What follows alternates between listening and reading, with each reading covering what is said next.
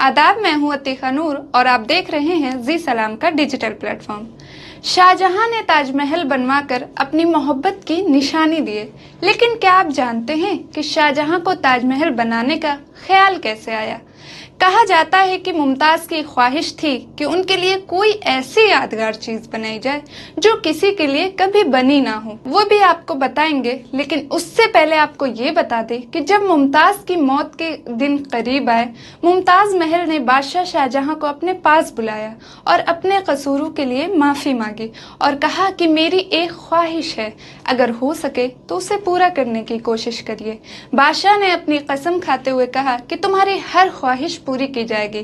फिर क्या था, मुमताज महल ने कहा, मेरे मरने के बाद एक ऐसा मकबरा बनवाइए जो इस दुनिया में किसी ने ना बनवाया हो। उसके बाद क्या था, शाहजहां काफी फिक्रमंद हो गए और सोचने लगे कि ऐसा क्या बनवाया जाए जिससे मुमताज की ख्वाहिश पूरी हो जाए। फिर क्या था, शाहजहां को एक ख्याल आया। शाहजहां 1617 और 1621 में जहांगीर के दावत पर मांडू गए थे। वो होशंगा शाह के मकबरे से बेहद मुतासिर थे।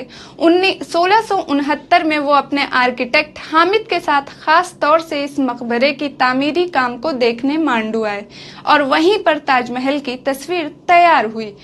सफेद संगमरमर से बना ये मकबरा शाहजहां को बेहद पसंद आया। मकबरे के नीचे जिस तरह से कब्र पर एक एक बूंद पानी गिरता है, उसकी भी नकल ताजमहल में की गई। शाहजहां के आर्किटेक्ट हामिद ने इस मकबरे के मेन गेट पर एक तख्ती लगाई, जिससे आज भी पता चलता है कि ताजमहल की प्रेरणा हुमायूं का मकबरा ना होकर मांडुआ के होशंगा शाह का मकबरा है। आज के लिए फिलहाल इतना ही। देखते रहिए जी सलाम।